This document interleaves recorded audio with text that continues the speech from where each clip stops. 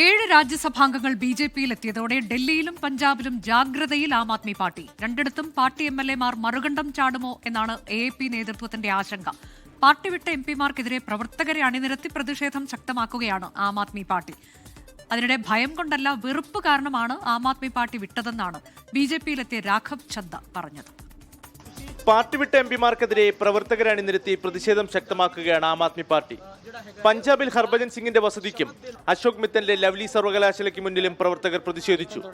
പഞ്ചാബിന്റെ വഞ്ചകനെന്ന് സർവകലാശാല ഗേറ്റിലും വസതിയിലും മതിലിലും പ്രവർത്തകർ എഴുതി.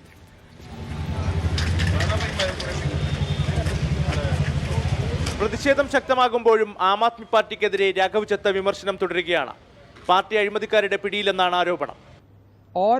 जो लोग ये कह रहे हैं, खास तौर पे आम आदमी पार्टी के नेता, कि डर कर चले गए आम आदमी पार्टी छोड़कर, हम डर कर नहीं, डिसअपॉइंटेड महसूस कर गए हैं आम आदमी पार्टी से. हम डर कर नहीं, डिसएंचेंटेड फील कर गए हैं आम आदमी पार्टी से. हम डर कर नहीं, डिसगस्टेड फील कर गए हैं आम आदमी पार्टी से.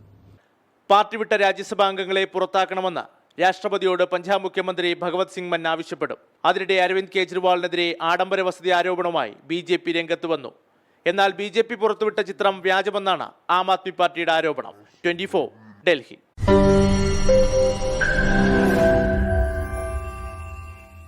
ലോകത്തെവിടെയായാലും ഏത് സമയത്തും 24 വാർത്തകളും ഓഗ്മെന്റഡ് റിയാലിറ്റി പാക്കേജുകളും എക്സ്പ്ലെയിനറുകളും വിശദമായി കാണാൻ ഞങ്ങളുടെ യൂട്യൂബ് ചാനൽ നിങ്ങൾക്ക് സബ്സ്ക്രൈബ് ചെയ്യാം.